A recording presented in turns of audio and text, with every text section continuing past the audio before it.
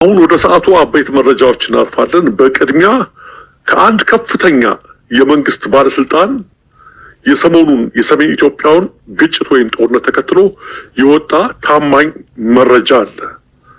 መረጃዋን አንጨምርም አንቀንስም፣ አጭር ነች፣ እንደሚከተለው እናቅርባት። ሰሞኑን ጌታቸው ረዳ ይላሉ በአደባባይ የሱ ተባባሪዎችና ነጻድቃና ሌሎችም የአብይ መንግስት ህወሓትን ቲዲኤፍን ለምን ልክ አያስገባም፣ ለምን ዝም ብሎ ያያቸዋል የሚል ቅስቀሳ ሲያደርጉ ነበር። የአብይ ምላሽም እኛ በራሳችን አንድ እርምጃ ብንወስድ የፕሪቶሪያን ስምምነት የጣሱ ተብለን በዓለም አቀፍ ኮሚኒቲው እንወገዛለን፣ ለህወሓትና ለቲዲኤፍ የፖለቲካና ዲፕሎማሲ ተተኳሽ እንደማቀበል ይሆንብናል፣ ይህን እኛ ልናደርገው አንችልም ነበር ይላቸዋል። ከውስጥ በተገኘው በዚሁ መረጃ መሰረት ከጥቂት ቀናት በፊት አብይ አህመድ ከጌታቸውና ከጥቂት የጌታቸው ታማኞች ጋር ብቻውን በዝግ ባደረገው ስብሰባ የሚከተለውን ብሏቸዋል። የእናንተ የትግራይ የሰላም ኃይል የሚባለው ጦር ግን ከቲዲኤፍ እና ከቲፒኤልኤፍ ጋር ውጊያ ቢገጥም የውስጥ ጉዳይ ስለሚሆን ዓለም አቀፍ ማህበረሰቡ እኔን የሚከስበት ምክንያት አይኖረውም። ስለሆነም በአፋር ግንባር ብቻ ሳይሆን በራያና በጸለምት ግንባር እናንተ ውጊያ ብትጀምሩ እኛ ከኋላ ሙሉ ድጋፍ እናደርግላቸዋለን፣ የምትፈልጉትንም መሳሪያና ተተኳሽ እንሰጣቸዋለን የሚል ሀሳብ አቅርበው እነጌታቸውም በአብይ ሀሳብ ተስማምተው ስራ ጀምረዋል። ስለሆነም ቲዲኤፍን በሶስት ግንባር ማጥቃት እቅድ ተይዞ እየተሰራበት ያለው ከዚህ ውይይት በኋላ ነው። አደራ ስሜ እንዳይጠቀስ ብለዋል ከፍተኛ ባለስልጣን።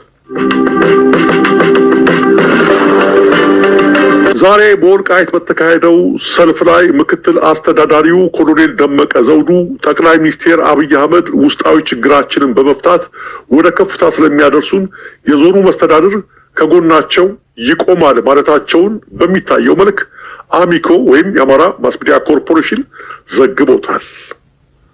አሁን ያለው የወልቃይት አስተዳደርም ሆነ ኮሎኔል ደመቀ ይህን ማመናቸውና የፈለጉትን አቋም መያዛቸው መብታቸው ነው። ፋኖ ደግሞ የጠቅላይ ሚኒስትር አብይ አህመድ መንግስት ጠላቴ ነው በማለት ለትግል የተሰባሰበ ኃይል እንደሆነ ይታወቃል። እውነታው ይህ በሆነበት ሁኔታ ከሰሞኑ ፋኖ እንዴት ከወልቃይት አስተዳደር ጋር አይሰለፍም የሚሉ ቅሬታዎችን ማየታችን ግን ይህ ደግሞ ምን ማለት ነው የሚል ጥያቄ አስነስቶብናል። የሁለቱ ዓላማ እኮ የተለያየ መሆኑን ይኸው በግልጽ እየነገሩን ነው።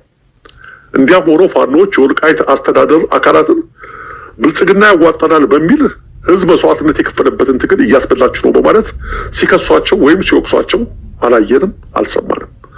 በተቃራኒው ታዲያ ወደ ከፍታ የሚያሻግሩን አብይ ናቸው የሚለው ኃይል ከሳሽ ሊሆን ሲቃጣው ግን ፈገግ ያሰኛል። በበኩሌ አሁን ላለው የወልቃይት አስተዳደር አካላት እንዲሁም ለዛ አካባቢ አክቲቪስቶች ከፍታዋን ስታስቡ እያለቀሳችሁ እንዳትገኙ ፈርቻለሁ። ከጌታቸው ረዳ ጋር አብሮ እንዘጥ ማለት ለስምረት ፓርቲና ለብልጽግና ከማገልገል ውጭ ለወልቃይት ህዝብ የሚያስገኘው ትርፍ ካለ በቅርቡ ትርፉን አብረን እናሰለዋለን። ኋላ ግን እኔን አያደርገኝ። ምርጫ ቦርድ ያወጣውን ዝርዝር መግለጫ አይታችሁታል። ጌታቸው ረዳ የጠቅላይ ሚኒስትሩ የቅርብ አማካሪ ከአንድ አይኑ ሁለት ጊዜ የተናገረውን ሰምታችሁታል። አሁን ያለው አስተዳደር ፈርሶ እንይዘዋለን ወልቃይትን ብለዋል። በዚህ ሁኔታ በተራ መግለጫ አንለቅም ደማችን ይፈሳል በሚል በባዶ መግለጫ የት እንደሚደረስ እናያለን። አቋማችሁን አስተካክሉ ብለን በተደጋጋሚ ተናግረናል። በኋላ ላይ ተጠያቂ የምትሆኑት የህዝቡን የትግል መስዋዕትነት ውጤት ካስመላችሁ እናንተና እናንተ ብቻ ናችሁ የሚለውን መልእክት አሁንም ደጋግሞ ማስታወስ ያስፈልጋል። የተባበሩት መንግስታት ድርጅትና የአውሮፓ ህብረት በትግራይ እየታየ ያለው ውጥረት እንዳሳሰባቸው ገለጹ። ሁሉም ወገኖች ወደ ውይይት እንዲመለሱም ጥሪ አቀረቡ። በትግራይ ክልል ወታደራዊ ውጥረቶች እየጨመሩ መምጣታቸውን ተከትሎ ዓለም አቀፍ ተቋማት ሁሉም ወገኖች ራሳቸውን እንዲገዙ፣ የሰላም ስምምነቶችን እንዲያከብሩና ልዩነቶችን በውይይት በመፍታት ዳግም ወደ ሰፊ ግጭት እንዳይገቡ አሳስበዋል። የተባበሩት መንግስታት ድርጅት ዋና ጸሐፊ አንቶኒዮ ጉቴሬስ በሰሜን ኢትዮጵያ ዳግም ያገረሸው ግጭት የጸጥታ ሁኔታውን እያባባሰው መሆኑን በቅርበት እየተከታተሉ መሆናቸውን ገልጸዋል። ዋና ጸሐፊው በምክትል ቃል አቀባያቸው ፋርሃን አቅ በኩል ባወጡት መግለጫ አሁን ያለው ሁኔታ ከፕሪቶሪያ የሰላም ስምምነት በኋላ የተገኙ ድሎቹ ወደኋላ የመመለስ ስጋት እንዳለው በማስጠንቀቅ ሁሉም ወገኖች እምነትን ለመገንባትና ሰላማዊ መፍትሄ ለማምጣት እንዲሰሩ ጥሪ አቅርበዋል። በተመሳሳይ የአውሮፓ ህብረት በዲፕሎማሲያዊ አገልግሎቱ በኩል ቅዳሜ ባወጣው መግለጫ በሰሜን ኢትዮጵያ የታዩ ወታደራዊ ግጭቶችና ፍጥጫዎች እጅግ እንዳሳሰቡት ነው የገለጸው። ህብረቱ በንጹሐንና በቀጠናው መረጋጋት ላይ ከባድ መዘዝ ሊያስከትል የሚችል ዳግም ግጭትን ለማስወገድ በአስቸኳይ ውጥረቱ እንዲረግብ ሲል ጥሪ አቅርበዋል። የፕሪቶሪያ የሰላም ስምምነት ልዩነቶችን በውይይት ለመፍታት አስፈላጊው ማዕቀፍ መሆኑን የጠቀሰው የአውሮፓ ህብረት ስምምነቱ ሙሉ በሙሉ ተግባራዊ እንዲሆን መተማመን ለመገንባት የሚደረጉ ጥረቶችን ለመደገፍ ዝግጁ መሆኑንም ዳግም አረጋግጧል። የተባበሩት መንግስታት ድርጅትና የአውሮፓ ህብረት መግለጫ ያወጡት በትግራይ ክልል ውጥረት መንገሱን የሚጠቁሙ ሪፖርቶች በወጡበት ወቅት ሲሆን ይህም ለዓመታት በጦርነት በመፈናቀልና በሰብአዊ ቀውስ ለተጎዳው ክልል ያልተቋጨ ፖለቲካዊ አለመግባባቶችና አልፎ አልፎ የሚታዩ ግጭቶች ሰላሙን መልሰው ሊያደፈርሱት ይችላሉ የሚል ስጋትን በዓለም አቀፍ ማህበረሰቡ ዘንድ አሳድረዋል። በትግራይ ሰራዊት የአርሚ 15 የቀድሞ አዛዥ የሆኑትና ከ2 ሳምንት በፊት ለእስር የተዳረጉት ብርጋዴር ጀነራል ጉሽ ገብረ በ60 ሺህ ብር ዋስትና ከእስር መለቀቃቸው ተሰምቷል። የትግራይ ሰላምና ጸጥታ ቢሮ ዛሬ አመሻሽ ላይ በፌስቡክ ገጹ እንዳብራራው ጀነራል ጉሽ ገብረ ከዚህ በኋላ ጉዳዩን ውጭ ሆኖ እንዲከታተል በዋስ ተለቋል ብሏል።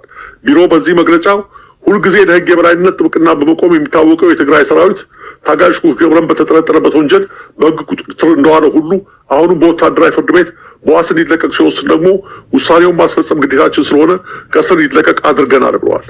አንድ ለጀነራሉ ቤተሰቦች ቅርብ የሆነ ምንጭ ለአውራምባ ታይምስ ሲናገር ጀነራል ጉሽ ዛሬ ሰኞ በኢትዮጵያ ሰዓት አቆጣጠር ከምሽቱ 1 ሰዓት አካባቢ ከእስር ተለቀው ከቤተሰቦቻቸው ጋር መቀላቀላቸውን አረጋግጫለሁ ብለዋል። የጀነራሉ ታናሽ ወንድም አቶ ይብራህ ገብረ ባለፈው ሳምንት ስለ ወንድማቸው የእስር ሁኔታ ለመገናኛ ብዙሃን ሲገልጹ ወንድሜ በመደበኛ ማረሚያ ቤት ሳይሆን ግንባታው ባልተጠናቀቀ አንድ የግለሰብ መኖሪያ ቤት ታስሮ እንደሚገኝ ገልጾልኛል ሲሉ መግለጻቸው ይታወሳል። ጠቅላይ ሚኒስትር አብይ አህመድ በነገው ዕለት በህዝብ ተወካዮች ምክር ቤት ተገኝተው ማብራሪያ ይሰጣሉ። የኢትዮጵያ ፌዴራላዊ ዲሞክራሲያዊ ሪፐብሊክ 6ኛው የህዝብ ተወካዮች ምክር ቤት 5ኛ ዓመት የስራ ዘመን 10ኛ መደበኛ ስብሰባውን ነገ ያካሂዳል።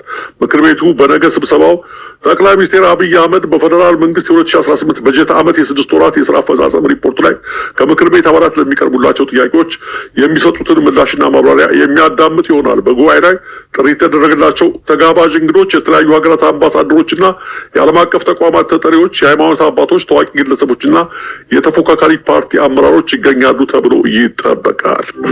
ከመንግስት ወይም ከአየር መንገዱ በይፋ የተሰጠ መግለጫ ባይኖርም አንዳንድ የአየር መንገዱ የውስጥ ምንጮች በሰሞኑ ጦርነት ምክንያት ተቋርጦ የነበረው ወደ ትግራይ የሚደረገው በረራ በነገው ዕለት እንደሚጀምር እየገለጹ ይገኛሉ። ቤተ እስራኤላውያን በኢትዮጵያ የሚገኙ በርካታ ቤተሰቦቻቸው ወደ እስራኤል እንዲገቡ በሰልፍ መጠየቃቸውን ቀጥለዋል። በትግራይ ክልል በተቀሰቀሰው ውጥረት ምክንያት በስጋት ላይ የሚገኙ ወደ 10 ሺህ የሚጠጉ ዘመዶቻቸው እስራኤል እንዲገቡ መንግስት ሁኔታቸው እንዲያመቻችላቸው በመጠየቅ በትናንትናው ዕለት በመቶዎች የሚቆጠሩ ሰልፈኞች በእስራኤል ፓርላማ ፊት ሰልፍ አድርገዋል።